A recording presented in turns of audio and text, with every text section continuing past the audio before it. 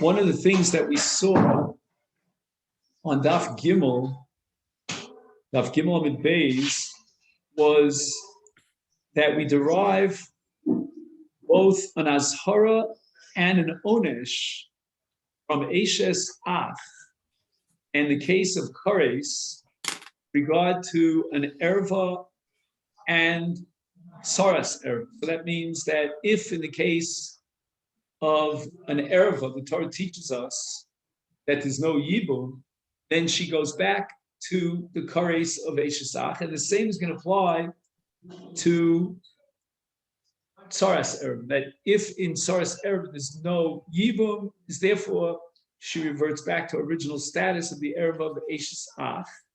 And the Gemara insisted that we find a source for that. It's not enough to derive the conclusion that there is a prohibition of an Erev of Eshesach. We also have to derive the conclusion that the Misa or the Kares, whatever the punishment might be, should apply. And we're going to try to see how to interpret this Gemara according to Rashi. Rashi says the following: Im yibem erva od sarasa. He went ahead and he was miyabem an erva, obviously having a relationship with her, or hatzara. And the Ritva is not happy. He says, Latana. Why did the Tana already assume, without even doubting it, that there is an onesh on the case of Yibum of an Erev or a Tzara? And then ask the question, Minayim, maybe there is no onesh. Says the Ritva, the Tana understood who adin, that not only is it clear that there's an Iser Yibum, but also the punishment and the onus for violating that would apply. And he says that although that's the way the Ritva understood our Gemara, the Tosfos had a slightly different take on this. And mikach shetzaras erva ptura af michalitza. Tosfos builds his case, and we'll come back to this a little bit later, on the fact that there is no chalitza in the case of tzaras erva. And that would have to mean that there is kares, because if there's no kares, then although the Torah removes the mitzvah of yibum in the case of tzaras erva, nevertheless, there would be chalitza. So we have this gray area between yibum and chalitza. And that's going to be a case where there's no kares, there's no yibum, and we're going to require chalitza. Our Mishnah says that in the case of tzaras erva, there's no yibum nor chalitza. As Tosfos, we must conclude ipso facto that in this case there is kares. If there was a lower kind of violation and the onus was not that of kares, then we would at least require chalitza, even if the Torah through the pasuk mitzvah is excluding yibum in the case of a tzaras erva. But that would have no application or implication with regard to chalitza. So the fact that the Mishnah alleviates the responsibility of chalitza must mean that we're not dealing with chayvei lavin, but rather we're dealing with chayvei krisus. Because it's only chayvei krisus, and above, of course, that would eliminate chalitza. How can the Mishnah eliminate chalitza unless we assume that in the case of tzaras erva, if he were to have a relationship with her, he would violate an Isa Kares. The Ptur of Chalitza is predicated on the assumption that there is a Chiyuv Kares. That's the way Tosfos learns the Sugi. So it's not the Ritva that the Ritva is saying that the Tana understood that if there's no Yibum, the Mela, there's got to be a Chiyuv Kares. But rather, the way Tosfos says it, the Tana understood this and proved this logically from the fact that there's no Chalitza. So the Gemara asks, Onesh Minayin. That was the question that we last studied. And Rashi writes that in Yavam, in Yibem Erva Tzara, a man goes ahead and he has Yibum with his Erva or with the Tzara. How do we know that in that case he gets the regular punishment that he would get for an Erva? And the Gemara is asking, perhaps, that in the case of erva, he should be chayiv a double kares, one for that specific category of erva, and number two for eishes ach. In the case of tzara, there is no additional chiyuv kares as an erva, but because the Torah removed the parsha of Yibum in the case of tzaras erva, therefore there's an iser kares of eishes ach. Now, in the case of bito, for example, kares echad shel bito, shita sheyesh be'erva atzma, shalei lo hitira satorah. Rashi seems to imply that as far as the erva itself, let's say she's bito in this case, you could have given any of 15 examples of this, there would be a violation of erva because there's no matir, there's nothing to remove that iser erva in the sense that there's no yibum.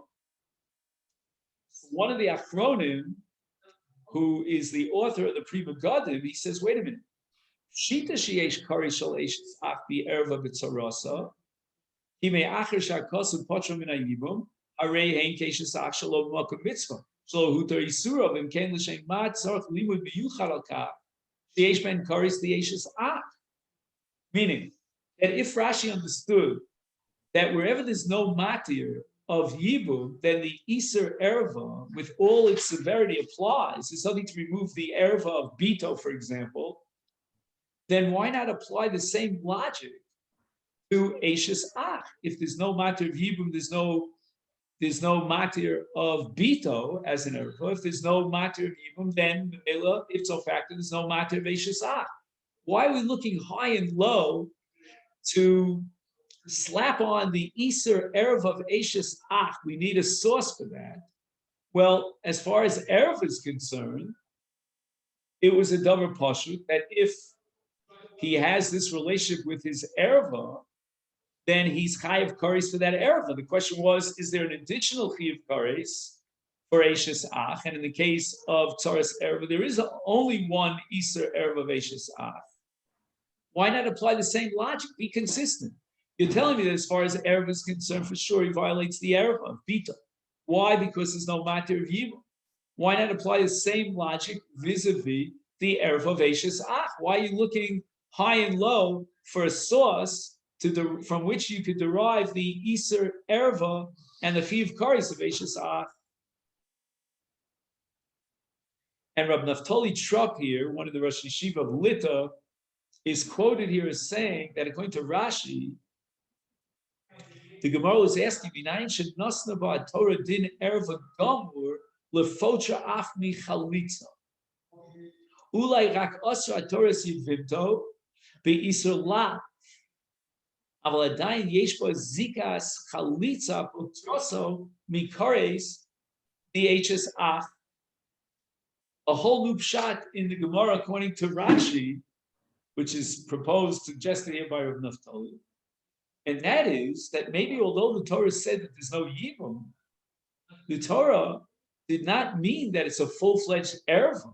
The Torah is just saying that we're not going to allow Yibum.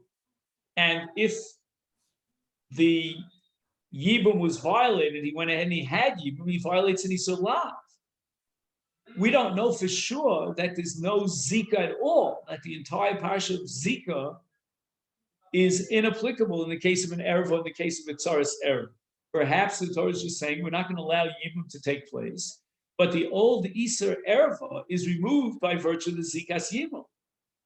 And one nafkamina he says would be Chalitza, as we said in the framework of our discussion of Tosfos, that in a case where there's an Iser Lav, but there's no Chiv Kares, then we require Chalitza.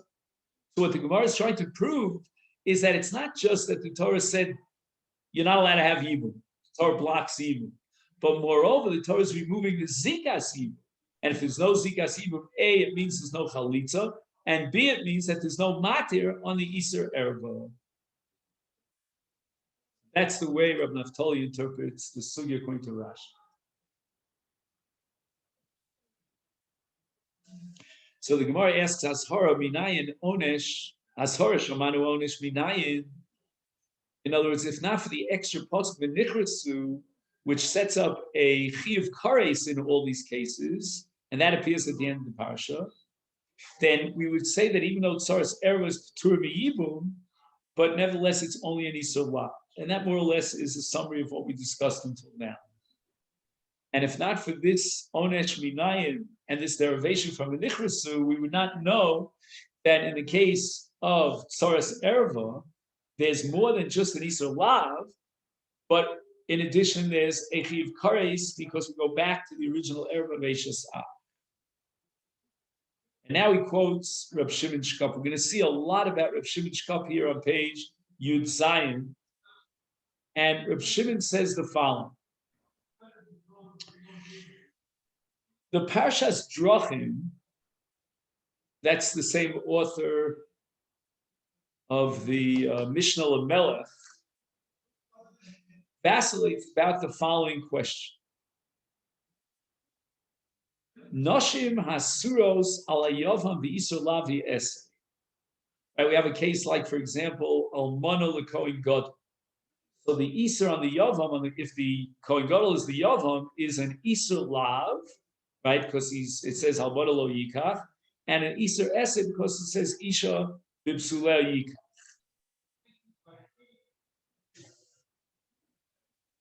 And the Gemara later on is going to clarify that in this case, there's no heter yibum. So the Kohen Gadol is not allowed to be miyabim an almana because of the Isur Lav and the Isur Esei. And this is an example of the principle of Ein Esei Docha Losa Sevi Esei. Now, if the Kohen Gadol went ahead and he was miyabim this almana, then lo kna, there is no kinyan ishus. And all this again is Gemara later on. The Mishnah Melech. Li'achar shenesru olav v'shuv ein mitzvah liyadman. Are we going to say that if there's no mitzvah yibum, which the Gemara establishes, in the case of an essay and a losa, because lo asi essay v'dachi essay v'losa, is then hareu mischayev aleim af b'karei shel eishes af. Now that there's no mitzvah yibum, then we should say that there's no, that she goes back and reverts back to her status of the erev of eishes af. O dilma, shall we say, af she'ein mitzvah b'yibumah mikol makom huter behem iser eishes af machmazi kasan lechalitza. But in the cases of an essay and a losaseh, the Gemara establishes that although there's no yibum, and he can't even be kona b'biyah, but nevertheless, he has to give a chalitza, because we're only dealing with a lav and an essay.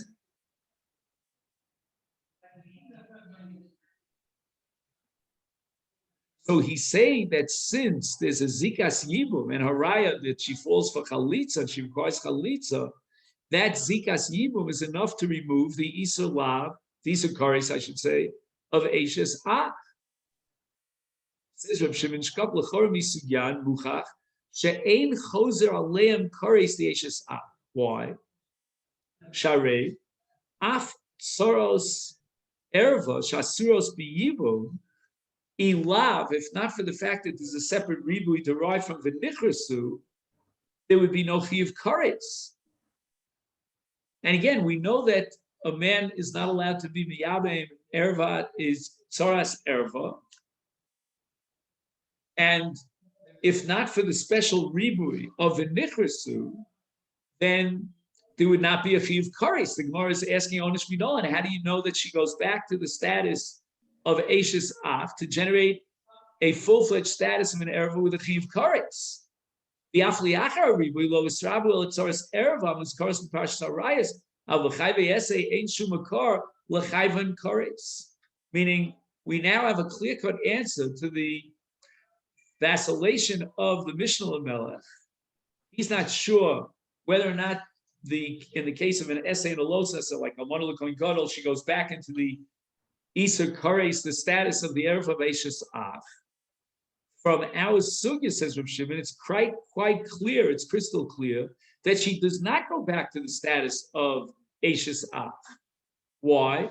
Because in the case of Tzaras Erva, the Gemara says that even though there's no Yibum, I don't know whether she goes back to the status of Eishesach, except for the fact that the Torah added the word v'nichresu. But in the absence of the word v'nichresu, there would be no chiyuv kares.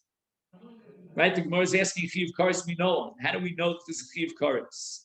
And the Gemara, invokes the pasuk v'nichresu. If in the absence of the pasuk v'nichresu, we would not be able to derive a chiyuv kares. In other words, the Tzaras Erva does not revert back to her status of an Eishes Ach, if not for the drasha, the ribui of a nichresu. And therefore, in the case of an essay and a losis, like a one l'kohen gadol, where there is no pasuk v'nichresu, because there is no kares in that case, we have no basis and no derivation from which we can arrive at the conclusion that there is an Isur Kares, and she goes back to the status of Eishes Ach. So the question here is, and that's Reb Shimon's question, is there any way of reconciling our brisa with the suffix, or shall we say one side in the suffix of the Mishnah Melech, who says that there's a Chiyuv Kares in the case of Esei Velosaseh, because she reverts back to the status of an Eishesach. The Gemara only said that in the case of Tzaras Erva, where there's a special pasuk, and there we put her back into original status and Chiyuv Kares of Eishesach. But where there is no special limud of v'nichresu, we don't have any right to derive the conclusion that there's an Isur Kares, and it means she doesn't go back to her status of an Eishesach. And what that would mean is that there's a zikas yibum, and we would require chalitza.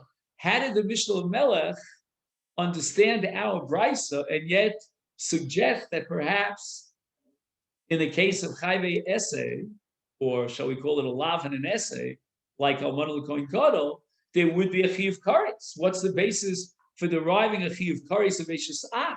We can only do so in the case of Tzaras Erva, where we have a special limud and a special ribud. So we, as I said before, we want to get back to Rabbi Naftali Trapp, and he tries to reconcile this brisa that we're studying here of Onesh Minayin with that sad in the Mishnah Melech, that in the case of Chayvei Esei Velosaseh, there would be a Chiyuv Kares. He says, Ein kavanas haGemara lahakshus minolan sheyesh ba kares. Pshita. It was simple in the Gemara's mind that if there's no mitzvah yibum, there's nothing to be matir the Isur Eishes Ach, and therefore she certainly would generate kares. So what was the brisa wondering about? And why did the brisa require v'nichresu? Ella minayin sheyesh la din ervas Eishes Ach. Hamafkia osa meikar din nifilos hashema ein hi ella asura beyivu aval ein ba ptur ki erva atzma. Now I'm not sure what what element is Rabbi Chanan adding into the equation. On the one hand, he's saying that it was clear to the Gemara from the get-go, and the Gemara would never ask this question with regard to the Isur Kares in the case of Tzaras Erva. Shita, that's his language. Ol she'ein ba mitzvahs yibum lo hutar Isur Eishes Ach. That much we know. And that would again have an impact on Chayvei Esei Velosaseh, because once there's no Yibum, there's no mitzvah of Yibum to override, then she goes back to original status of Eishes Ach. So what then was the Gemara asking me now? And again, he's going to have to ask the question Minayin in a way that we can still maintain, in the case of Esei Velosaseh, she's considered an Eishes Ach. So if that logic is so, why does Gemara ask Minolan or Minayim, whatever the word? Ella, let's see it again. She'elas haGemara Minayim, Minayin sheyesh la din ervas Eishes Ach. Again, he just finished saying that if there's no mitzvahs yibum, then there's no matir of Eishes Ach. But now he's saying, minayin sheyesh la din ervas eshes ach, hamafkia osa mi iker din nefilosa.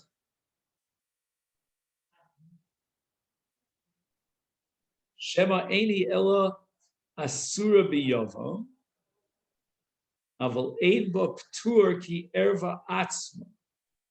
I mean, the language is very difficult. In other words, again, she is an Erevashis Ah. That was Pshita. The Gemara knew that. But maybe she's not Mafkia, the din of Nefila. There's an Iser Yibum, but she is not Mafkia, the Iker din Nefila, and she doesn't have the same status as the Erva herself. It sounds like he's suggesting a middle category of an erva, but she's not a complete erva. I don't know what that means. It says va'af shebenkach yachzer ba memela yisur eishes av mikol makom lo tipater michalitza. So he's saying that in this middle category of a chiv kares of eishes av, there's no tour like the erva herself. In the case of Tzaras Erva, and although she reverts back to the Isakaris of Eishes Ach, nevertheless, she requires Chalitza. Lefisha Ein Nechshav Shem Eishes Ach Haba Memela Li Erva Poteres Michalitza V'Yibu. Lefisha Ein Nechshav Sham or Shem Eishes Ach Haba Memela the erva poteres bichalitza b'yibu. Moshe ein iser eishes achtet ave essay potra min hachalitza. I don't know. It's very vague. It sounds like he's really splitting hairs over here. I don't know. Then the Gemara says, "Time of the Koser Rachmana Oleha Halav Hachiyava Mina Chos Isha." My timer.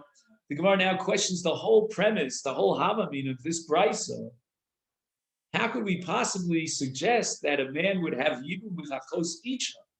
What was the logic? Rashi says, "Halo asur hi ola bekares umisvara yeshli osra biyibum v'lamali kra." Why do I need a pasuk to tell me that there is no yibum in the case of an erva? It's logical to assume that if the Torah prohibited her in an Isa Kares, and the Gemara is not operating yet with Esei Dochalosas, and Maskonas Rabal Alon, She'erva Atzma Eina Tzricha Kro. V'lo nemar drasha zu el k'dei lesar es hatzar. So the Gemara thinks that we don't need a drasha to derive the conclusion that there's no yibum in the case of an erva, because an erva is an isur kares. And Rav actually takes up this havamina l'maskana. He actually holds that in the case of an erva, we don't need a pasuk, and we only need a pasuk for saras erva. So at this point, he quotes Rabbi Chanan in Kovetz Yoros. Says Lule Oleo Afsha Hoisa Chos Isha Nesra Misvar Neseres Misvara Lo Hoisa Asura Ela Beiser Ervas Achos Isha Lo Beiser Eshesach Lo Hoya Ba Vahainu Mishum She Im Ein Ba Ptur Beikar Nefilosa Etzem Nefilo Mater Isur Zeh Biafsha Befol Eni Yofelis Yamen Machmas Isra Achos Isha, Mikomakom Yeshla Nefil Yibum, Umeacher She'ein Choser Ba Isra Eishes Ach, Af Ein Ba Din Hol V'Nesra Sha'achas Asura Lav Olomis, V'Yemesa Ishto Li'achar Nefila Tachzar Hayevama Le'Tera. Wow, this is wild. He's saying that it could be that after the death of his wife, he would be obligated to be Miyabem, her sister, who is the wife, the almana of his late brother, And the reason for that is because he can't be miyabim because of the Isser Erev, but nevertheless there isn't a fil liyibum. We have a blockage here that prevents him from implementing the fil liyibum insofar as there's an Erev. But once that Erev relationship is removed after the death of his wife, now we go back to the mitzvah of yibum, and there is ample reason to establish an fil liyibum. Nimtza ki afli erva atzma tzarich es ha'aleh. Not the way we said it earlier, that we don't need the word aleh for the case of an erva. That we know misvara, but we only need it for tsaras erva. No, we need it even for erva itself. Why? Because what we're saying in the case of erva is that although there's no possibility of implementing the yibum, but on the other hand, there is an afil yibum. There's an afil yibum which is hypothetical, theoretical, that cannot be implemented. But once we remove the erva, then once again we have an afil yibum. And the afil yibum is enough to be matir the iser eshes ach. What we're left with is the iser of achos ishto, which is going to be removed with the death of his wife. Nimtza ki afli erva atzma tzorach es aleh kidei lashmienu shemufkasi meikar nefil yibum, and therefore she goes back into the status of eshes ach, and therefore later on when his wife dies there is no yibum. Then we apply the principle of hol v'nes v'shachas asura olav olamas. Okay, now let's hold on to this page if we can, and go back to the Gemara itself, and let's learn the Gemara inside. Gemara says the following, and this is Daf Gimel Amid Beis. Let's count up from the bottom. 1, 2, 3, 4, 5, 6 lines up from the bottom. Time of the Koser Rachmana Oleha, we're going to derive from the Gzeirish of Oleha that appears in the Survey Achos Isha, that even in Mokum, even in case of Yibum, there's no matir on the Isar Achos Isha, Olav Hafi. If not for this special Gzeirish Shava, I would have said Achos Isha Mesiya Bemes or Miyabma. I would have said that there's Yibum even in the case of an erva like Achos Isha, my timer. What logic could there possibly be to allow you to fulfill the mitzvah of Yibum in a case of an erva? The essay of Yibum, the mitzvah of Yibum is going to be doche the losas of Isser erva. And we find that in general we have a principle which the Gemara is going to derive now from tzitzis, that essay dochalosas says the Gemara, I don't get it. When do we apply the principle of essay dochalosas? Essay los dochalosas greda. It's a regular classic losas, the violation of which would generate a chiv malchus. But the losas sheshbo kares we have no source, no basis for a havaminu that an essay could be docha or losas sheshbo kares, visu, and furthermore losas greda minon. Now this Gemara of losas greda minon, the dochi, could be understood in 2 ways. Either somehow the Gemara with the word visu is strengthening its first kasha, and there's really only one kasha here. Others will interpret visu means, in general, we have a problem with essay dochaloseh, irrelevant to our sugya of achos isha and yibum. Now, logically, the Gemara thinks there's no reason why an essay should be dochaloseh. You cannot actively violate a losasa for the sake of an essay.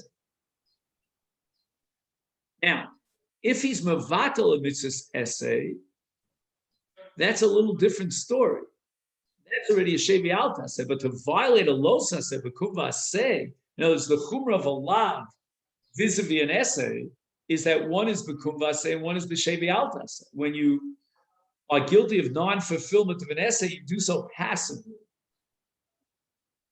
And there's no malchus for violating an essay. I mean, non-fulfillment of an essay. But in the case of a lav, you're actively violating the will of God, and you get malchus for that. So what was the happening that an essay, which is sort of lower on the echelon of chumrah, why do we think it would override a los haseh? An essay is relatively kal, and a los haseh, because it generates malchus, the kumvaseh, is more chamor. So why would an essay override a los haseh? Now we turn to Daf Daled. Tichsiv, the Torah says, lo silbash shatnes. We'll read the whole pasuk. Semeru fishtim yachdo. And immediately following this pasuk, that pasuk in Perikov Beis is pasuk Yud Aleph. Now we go to pasuk Yud Beis. It says there, Gedilim taselecha al arba kanfos ksuscha shetechaseba. Why did the Torah make the Isur Lav of Shatnis contiguous, present it contiguous to the mitzvah of tzitzis?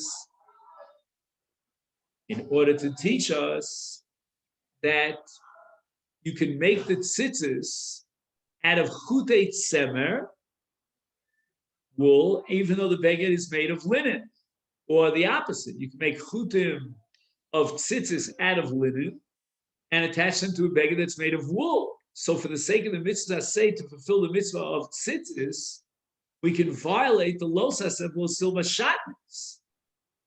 Being doche the los haseh lo silba shatnis for the purpose of the kiyum mitzvah of tzitzis.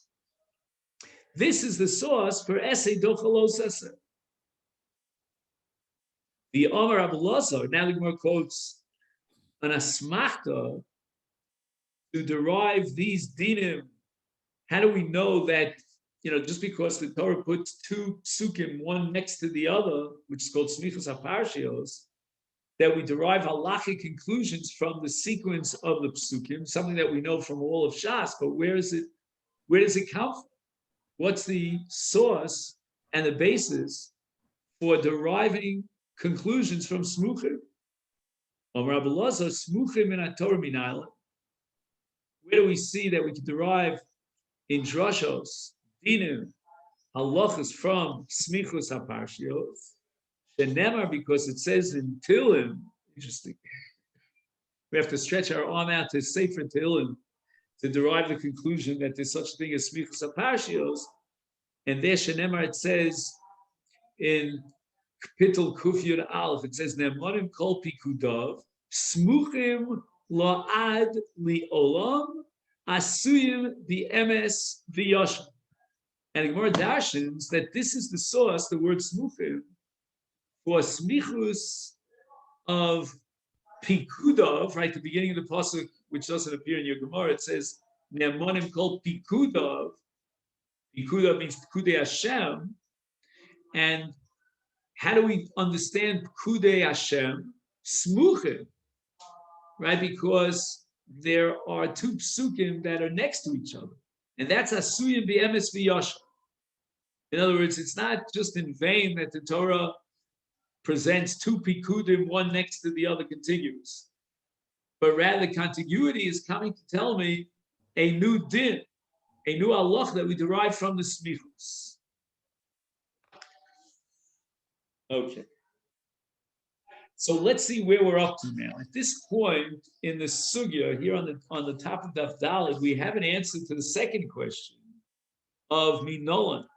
From whence do we derive the conclusion that an essay, which is relatively kal vis-a-vis a lav, can override a lav? It's docha losas, and that the answer to that is from the smichos haparshios of lo silba shatnes and gedilim taselcha. The Torah is telling you gedilim taselcha even if it is shatnes. So for the sake of the kiyum mitzvah of tzitzis, we override the lav of shatnes. However, we certainly don't have an answer to the Gemara's first objection, namely, in the case of an Erev Machos Isha, why do I need a pasuk to teach me that there's no yibum, there's no possibility in a Havamina of ever suggesting essay dochalosis yeshbo kares? Because our source in the Torah for essay dochalosa is shatnes, and what kind of lav is shatnes? Is it kares? The regular lav. What gives you the right, therefore, even as a Havamina, that you need the pasuk of Litzar to exclude the case of an erva in Yibum, where's the essay docha losas in the case of a losas of an erva, which is a chiv kares? So that question we still haven't gotten an answer to. We know that there's this pelagic chidush of the Torah that essay docha losas, which we never would have thought of or intuited, but we don't know that an essay can override a losas sheyesh bo kares. There doesn't seem to be any basis for that conclusion. Okay, now at this point, we go back to page Zayin over here.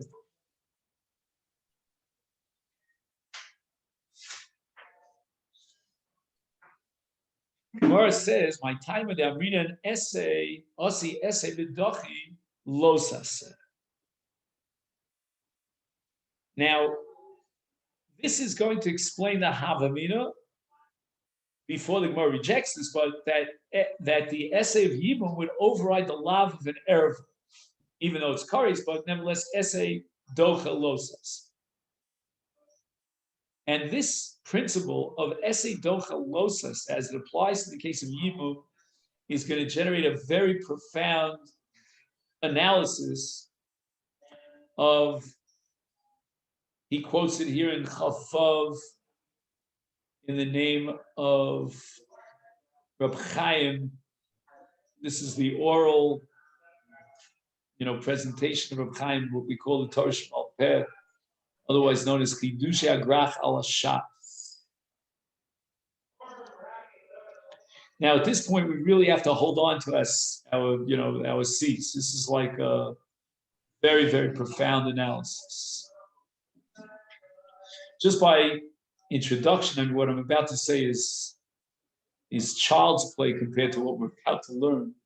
But whenever you have two dinim, you could always ask the question as to whether one din causes the other or it's an overlap.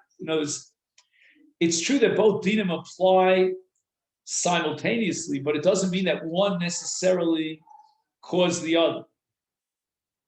And the example that we're going to give, this all sounds very abstract, is the principle called Ein Kiddushin Tofsi B'chayve Krisus. So if a man marries a woman who's prohibited him in an Isur Kares, the Kiddushin is not valid. And Allah doesn't recognize that marriage at all. So we have two dinim. We have one din of Chiv Kares and another din of Tfisas Kiddushin. And the question is, are these two dinim overlap, just happen to overlap, or one causes the other? Let's start with the second approach. The second approach, which may be more intuitive, is that because there's an Isur Kares relationship between him and her, therefore that Isur prevents the Chalos Ishus. It prevents the marriage relationship. You cannot have a marriage relationship which, in a case of such an Isur, of an Isur Kares. So again, the Isur Kares is what prevents the Tfisas Kiddush. That's one way of learning. The other way of learning it is no. The reason why there's no Tfisas Kiddushin is because of the erva relationship between him and her. And the Isur Kares and the punishment for violating that erva is not, again, it's coincidental, meaning it'll always apply when there's no Tfisas Kiddush, but it's not the cause of the Tfisas Kiddush. Ha'achronim olchichu b'kama makomos she'ein mitzvahs yibum miskayemes b'bia v'alma ela rak al yidei shehi niknes lo le'isha b'bia zu.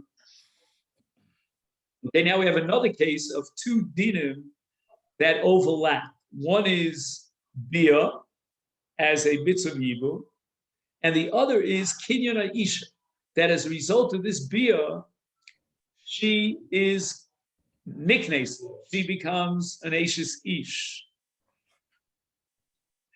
And now we have to ask the following question. You start with the mitzvah Yibum, you have a bia, and you have a kinyan Ishus. And we're going to ask the following question. What generates the kinyan? Is it the bia? Like, for example, the Mishnah says at the beginning of Kedushin, Isha Niknes bia, or no? It's not the bia, just that through the bia he fulfills the mitzvah of yibum, and inherent in the mitzvah of yibum is the kinyan.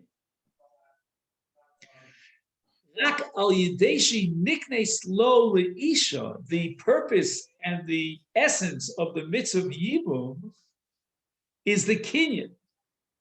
The bia is not the mitzvah. The bia is what sets up or leads to the mitzvah, and that is the kinyan. So the bia creates a kinyan.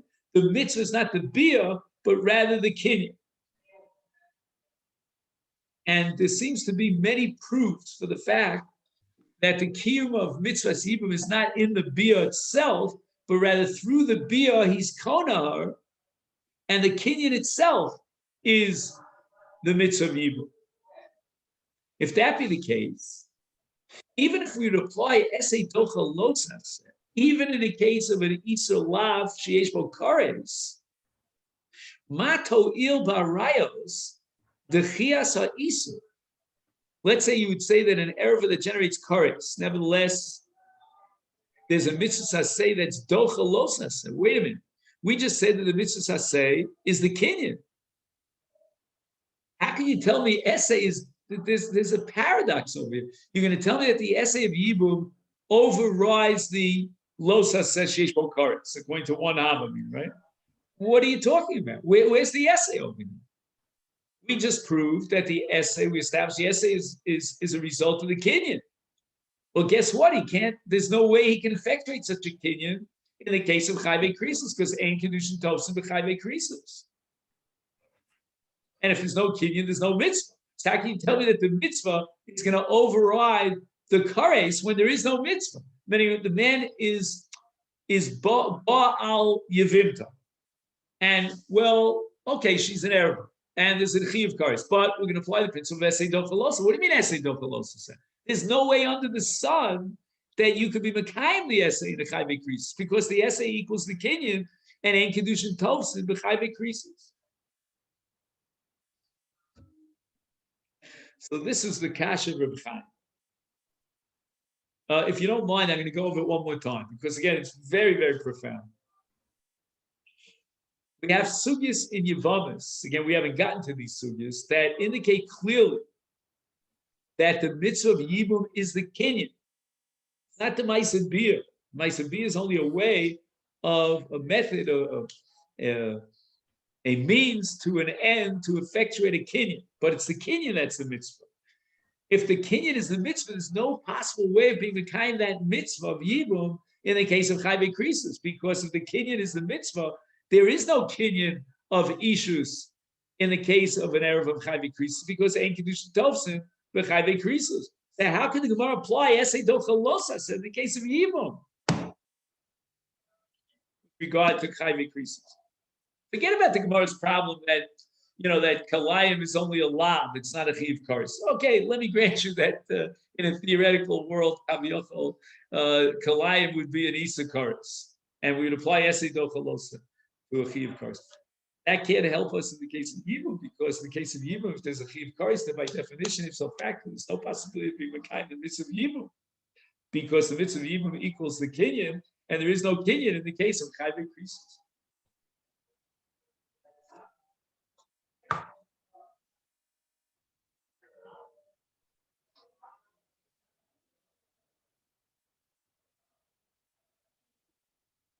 Now, I'm tempted to think, but I don't know, this may be wild, that maybe esei dochalosas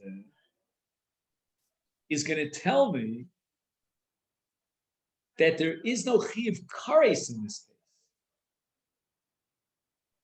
And therefore, the principle of ein kedushin tovsim b'chayve krisus doesn't apply. We're going to suspend that principle if we assume that esei dochalosas sheyesh bo kares, meaning if we weigh on the scale, on one side we have an essay of yibum, on the other side we have a lav, let's call it achos ishto of kari, an iser kares of erva. If there's halach of esei dochalosas, And what the Torah is saying over here is that there's no lotas over here. And if there's no lotas, there's no chiyuv kares. And if there's no chiyuv kares, then kedusha can be tofes, and therefore we can be makayim the mitzvah. But you see, what we're now trying to present is the possibility of essay docha losas, and when there is no essay docha losas. Do you follow what I mean? In Befal, when he comes to implement that essay for bimayabim with the Masechet Bia, there is no essay because there's no kinyan with chayve creases. But what we're saying now is that there is no chiyuv kares over here. Why is no chiyuv kares? Because an essay has the power to override a chiyuv kares. So once we override the chiyuv kares, then kedushin could be tofes.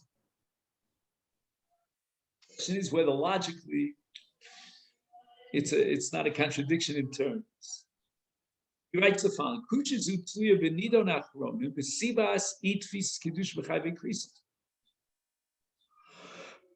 why is there no valid kedushin or ishus in the case of chayve krisis? So again, we have another example of two laws that always operate simultaneously, but we're not sure if one causes the other. We have the law of chayve krisis, and we have the law of tfisas kedushin. Is one a cause of the other?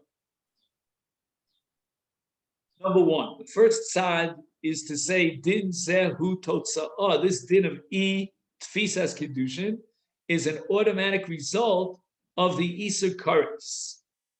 The Isur Kares generates tfisas kedushin, meaning the Isur Kares removes the possibility of a valid ishus. That's possibility number one. Possibility number two,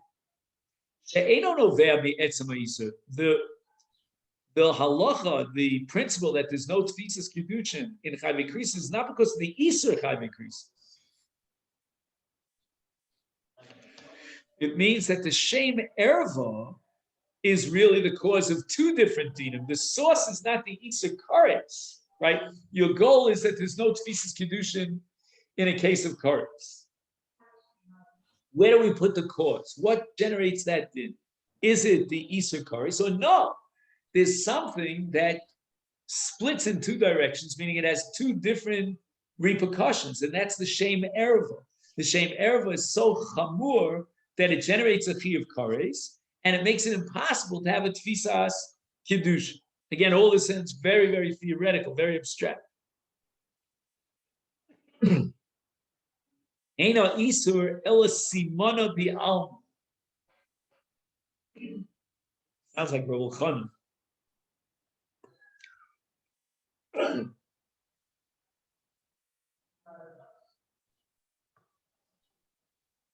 In other words, if we want to know whether or not there's an erva relationship, we look for a simon l'davar, and the simon l'davar is the chiyuv kares. But it's not the chiyuv kares that prevents the tfisas kedushin; it's the shem erva. The simon l'davar that there's such an erva that would prevent tfisas kedushin is the chiyuv kares.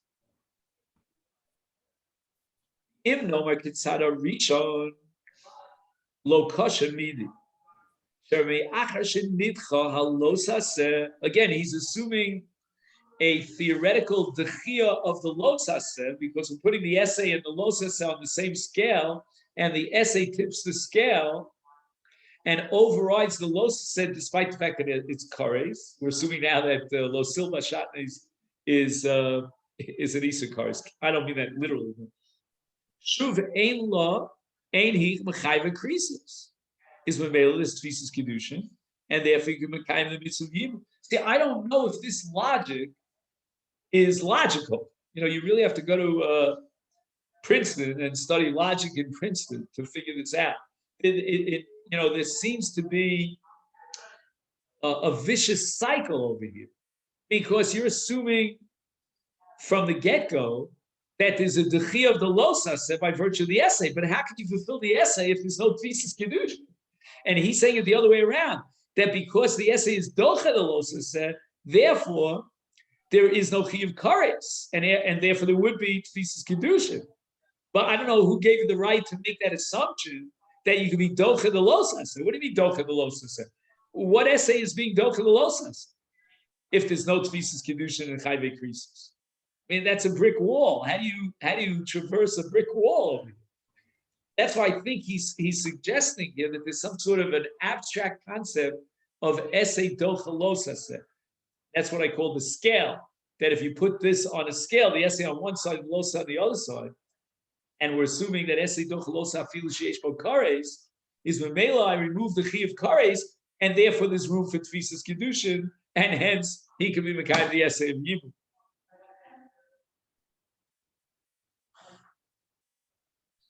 Ach, farkosa Reb Shimon Shka lochia ketzad hasheni shaloa iser gorim es tvisas hakidushin el etzem Hashem erev. So Reb Shimon has a proof, which again he quotes here in the footnote from a different sugya, to the effect that don't be fooled by the chi of kares. It's not the Isur Kares that removes Kedusha, but the Isur Kares is just a reflection. It's a simon of an erva, and it's the erva that removes Kedusha. How can you apply Esei Dochalos in this case of an erva if the erva is going to block the Kedushin, the Tvisas Kedushin, and the whole mitzvah of Yibum is Kedushin, so you have no mitzvah to override the law of erva. So what are you going to tell me that Esei Dochalosa said? But what do you mean Esei Dochalosa? How can you apply Esei Dochalosa said in the case of a Shem Erva? She has a Shem Erva. And if she has the Shem Erva, that's going to block the Tvisas Kedushin, hence there's no mitzvah of Yibum. V'imkeino meres hakusha nal v'eina halo af im yidche ha'isur, even if you would hold Esei Dochalosa sheish bo kares, Mikomakom, efsha shetiskayim bi erva mitzvahs yibum, meaning the shame erva still remains. Lefisha eino niknesla. Now here I want to add a footnote of my own, and in this case I'm absolutely convinced that what I'm about to say is emes mito. I think so. You'll tell me if you disagree.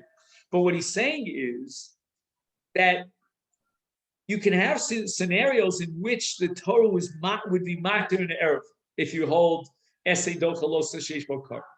But that doesn't mean that she loses her status, forfeits her status as an erva. She is an erva. You can ask whether she's an erva asura or not, but she's an erva by virtue of the fact that she is achos ishto. No one can deny the reality of achos ishto, and therefore the shem erva is there.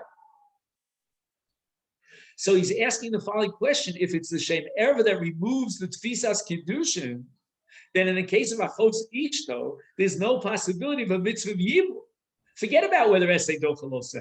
Esei Dochalosa can only attack the Isur aspect and say, well, the Torah would be matir the Isur. But as far as the erva is concerned, even if Esei Dochalosa, you cannot deny that she has the status of an erva. She's the erva of achos ishto. And if we assume that the erva relationship makes it impossible to establish a marriage relationship, like I'll give you an example. Let's say a man would try to marry his own mother, right? So that's ridiculous. She's an erva. The erva relationship precludes a marriage relationship. The Torah says, "Ein tvisas kedusha." Now, let's say in that particular circumstance, he would be allowed to have a relationship with his mother because of the mitzvah of yibum and esei dochalosis, which I don't think would apply because here we're talking about a chiyuv mitzvah. So maybe that's not a good example. But I'm just saying theoretically, the saber ta'oz. So you're going to tell me that esei dochalosis removes the isa. It doesn't deny and it doesn't undermine or neutralize her status as an erva. The status of an erva means you cannot marry your mother, like it or not. Maybe read Shakespeare and you'll come to a different conclusion. I don't know. Oedipus conflict. But there's no such thing as a marriage with your mother. Why? Because she's an erva. The erva relationship includes tvisas kedushin. So how can you possibly even dream of fulfilling the mitzvah of yibum with your mother if the mitzvah of yibum is tvisas kedushin, is the kinyan itself? There is no kinyan relationship between a son and his mother. So you're going to tell me Esei Dochalosa, it doesn't even make a dent over here. Esei Dochalosa could be relevant to the Isur Kares or the Isur Misa, whatever the nature of the Isur is, but it's not going to change the fact on the ground that she is an erva. And where do you get the mitzvah of yibum? Now, the next paragraph I can't figure out. I'll try to read it with you and then we'll call it a day. I don't even know who the Chemdesh Shlomo is. I didn't get, over the course of Shavuos, I didn't get a chance to get access to my Beis Hakik Sfarim. Apparently, the Chemdesh Shlomo is I wouldn't call it a contemporary, but he must have been around in the, in the 20th century because he seems to be answering a kasha of Shimon Shkab. Shimon Shkab died in, 1940. I don't know, I'm just throwing out a number. I don't know who the Chemdesh Shlomo is. But the truth is, I don't care who he is right now. What I care is, can I understand a word that comes out of his mouth? He says, "L'svaras ahavamina imachein esei dovelosa sheish bokares hayamakoro mikol yimu." The source for esei being dochalosa sheish bokares can't be chatnes because that's not kares. It's going to have to be from yimu. Shehuderbo iser eishes ach sheyesh bokares. How could you marry your late brother's wife? She's an Eishes Ach. It must be that Esei Docha Lotzasa Afal Gav de Lotzasa Sheshbo Kares. And that's a brilliant move. B'hoisem Uteres B'chol Arayos Af B'yashniya Shekvar Ein Ba Mitzvahs Yibum. If the Torah is saying, go ahead and be miyabem your Eishes Ach, which is Torah is certainly saying, that's essentially what Yibum is all about, then it must be that you can remain married to her even after you fulfill the mitzvah of Yibum with the first bia. Again, this is a sugya later on, that the mitzvah of Yibum is fulfilled with the very first bia. Moshe Hutra be Eishes Ach. So in other words, once the Torah was matir bia with an Eishes Ach in the first bia, by virtue of Esei Dochalos Sheish Kares, now he's married to her and he's allowed to have a bia shniya with her.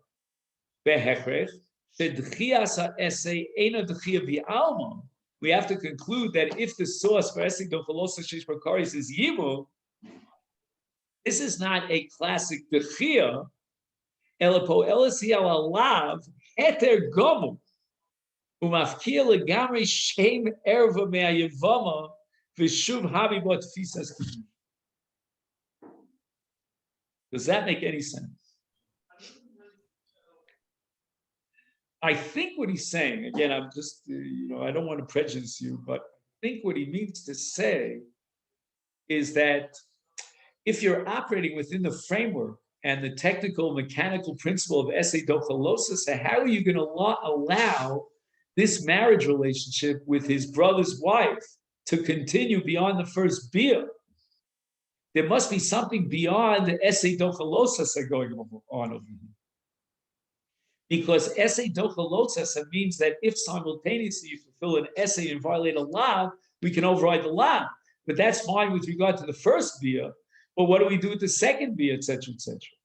Where is the Esei in the second bia to override the law? Vivacious We're going to have to go way beyond Esei Dochalosas. And we're going to have to come up with a kind of a hutra concept, which he says, hutra eishes ach. And it means that the love of eishes ach is now mutter. We're going to be completely mafkia the love of eishes ach. And memela, she's no longer an erva. I mean, physically, in reality, she is the wife of his brother, his late brother. Former wife, his late brother. But he's saying that the Shem Erva is a halachic entity, a halachic legal enterprise, and the Torah obviously in the category in the scenario of Yibum is taking that Shem Erva and completely undermining, completely neutralizing the Shem Erva. Otherwise, how could he continue living with her in the second bia? There's no essay to override the losses. And therefore, he concludes this paragraph by saying, Shuv hi bas tfisas kiddushin. There's got to be tfisas kiddushin if we remove the shem erva. So again, the words that you want to underline here, I don't have a pencil here, but are mafkia legamri shem erva, which is wild. I mean, what the Chemdesh Shlomo is saying is counter intuitive to everything we've been assuming until this moment. She's an error by virtue of the fact that she's an error. I mean, that's a reality. He's saying no. The shame erva is a halachic reality. It's something that the legal system created, and the legal system could therefore remove and neutralize the shame erva. And it must be so, he says. Here he's got very sharp logic, because otherwise, how can you understand the very entity, the very enterprise of Yibum? You're overriding the Yisrael Shesach, which is fine on the first via, because that's a dochalos. How are you going to justify the ongoing marriage relationship beyond the Arichona of the Yavam and the Yavama? You're going to have to assume that she's no longer an Erva. Otherwise, she's not an Eshes, because an Erva and an Eshes is mutually exclusive. So we must be undermining Shem Erva. And that leads us to the paragraph of Shari Yosha, which we will pick up tomorrow. So both say, if you know, I'm just going to say something that's probably going to fall on deaf ears, but in any event, if you had the time, you would have to spend another 5 hours, reviewing what we did today. But if you don't have that time, so we'll just continue on. All right then. So let me wish you a great day and.